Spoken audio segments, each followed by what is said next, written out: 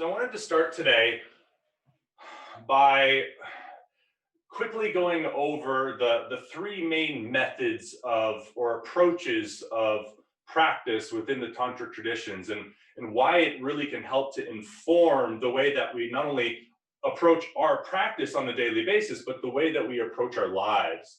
The textual tradition of Tantra is of particular interest to me. It's something that has helped me to understand and navigate not only the practices better, but all of my relationships and my life as a whole.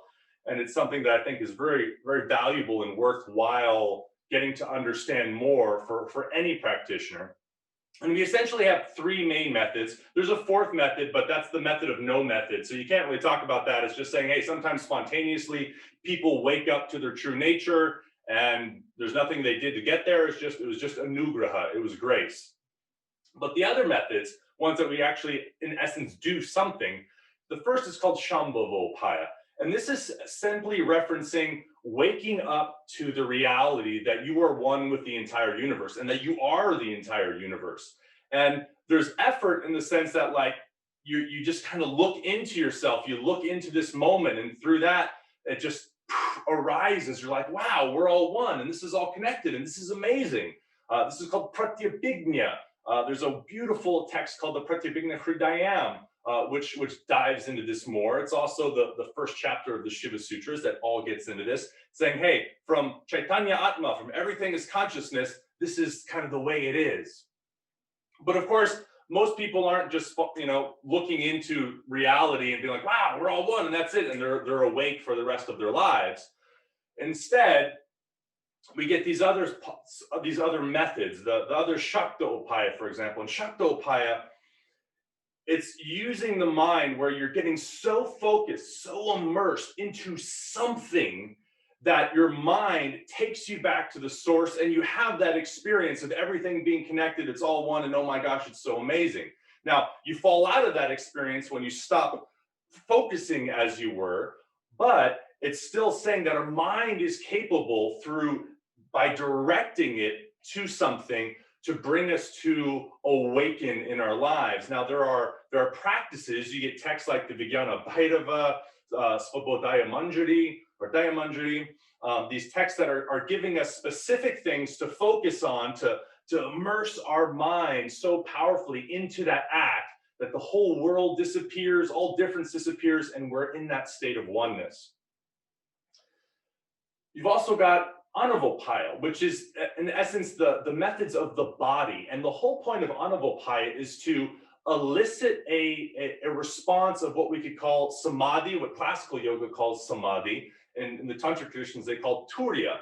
And this is in essence inducing an altered state. So we're all walking around in our normal daily lives and we're paying taxes, we're doing our stuff, but then we do something that knocks us into a state that's unlike the state we're in now. To recognize, wow, there's more to our lives than meets the regular eye, that there's something else going on here. And this is where you get all the kind of regular practices of Hatha Yoga, what in Tantra we call more Laya Yoga, but commonly known as Kundalini Yoga, where you're trying to do something. Most of the practices we do, in a certain sense, in a yoga class will fall under this category of Anavopaya, where we're trying to induce a state that's different than the state we're in now. So maybe I walk to my yoga mat and I'm like, I'm stressed, I'm this, I'm that, I'm identifying with all the things that are going on in my life. And through my yoga practice, I induce a state of calm and steadiness, perhaps even to that point of, again, the mind dissolving and expansion into a larger experience of reality. The point from that, though, from the classical tradition was, they tried to make it sound like that was really hard to do. Samadhi was something that's, you got to practice, you got to go up into a cave for your whole life and give up your relationships in your life and do that. And the reason why they wanted to convince you it was difficult was because they wanted to stabilize that state. They want you to induce that state and stay there forever, ideally, until you leave the body. That's classical yoga. Tantra instead puts the emphasis. They say, look, it's not that hard of a state to experience. You're experiencing it all the time in your life and little moments here and there. You're out gardening and your mind just gets absorbed into this moment and everything disappears and you just feel this profound peace and bliss connecting to everything. And then poof, then you start thinking about, oh my gosh, I can't believe this politician did this or so and so did that, and we're caught back up in it again. So the point isn't so much to try to just sustain a particular state, but learn how to recognize that that state of Turiya actually pervades everything. Meaning to say, to recognize it in everything that we're doing. So we don't need to be doing practices. We're basically switching it over to back to that Shaktopaya state. One of the reasons why I bring this all up is because there's nothing that says we can't practice all three methods at once. You can be looking into this moment, attempting to wake up to the reality that we're all one and connected. And again, this isn't a belief, so it's not supposed to, like, you're not supposed to believe me or a text or anybody else that this is true. It's to be investigated in oneself and one's own experience. So you can wake up to that reality, or like look into this moment to see that, and you can do that successfully or unsuccessfully. We can also get so focused in what we're doing, and we're reaching our arms out in a posture, and we completely immerse ourselves into what it is that we're doing. That's that Shaktopaya. Or we can do these different breathing exercises. We can chant mantra. We can do specific poses that we hope induce an altered state, something that's unlike our current state, not so that we get caught up chasing that high, but rather so we learn how to let that experience spread like oil over all the other experiences that we're doing, that we start to recognize how that awareness permeates and saturates all of our other experiences. Now, most of the tantric texts don't want to get too much into what happens then, simply because they're not here to preach. They're not here to say, like, well, be kind to one another and be nice and more loving. They say, do the practices, have this experience.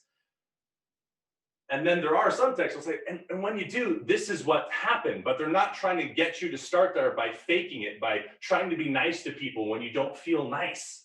They're saying, do these practices. Because what happens then, and why this all matters, because otherwise it's all just a bunch of fluff in the air, it really does alter every relationship in your life. That means relationship to yourself, to your mind, to your body, to other people, to your work, to the environment, to this moment. And it starts to bring us into a harmony with things, where otherwise throughout the day, maybe I get triggered at something, and I want to get angry at this or upset at that, and I vomit my anger on my partner over here, and I'm really upset and confused because I just got this news about this other thing, and I've lost myself, and blah blah blah blah blah. It's giving us that direct pathway to experience the groundedness and the bliss in every single moment, no matter what's happening around us. And that's more valuable than the capacity to stick your leg behind your head or to have flexible hamstrings. Now, we get to do all that stuff in our physical asana practice and get those physical benefits. But the benefit of how this practice works more profoundly in our lives is so much more valuable than anything that we could get that is just physical. So I bring this up and often because it really does change the way that we can approach the practice, right? I don't get extra points if I get further in my forward fold or I get my hamstrings more flexible. The point is to wake up to reality, to that moment where I'm experiencing everything as connected and as one, not just so I realize it's connected, but because in those moments, how can I be angry at myself that's in front of myself? How do I not want to love myself when I feel connected? Another word for love is simply connection, right? When you're feeling connected to something, that's love. And what we're doing through these practices is learning how to connect with everyone and everything as one.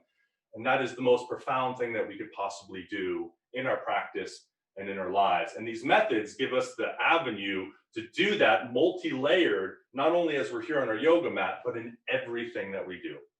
So with that in mind, let's take a moment to find our seat. Go ahead and close your eyes.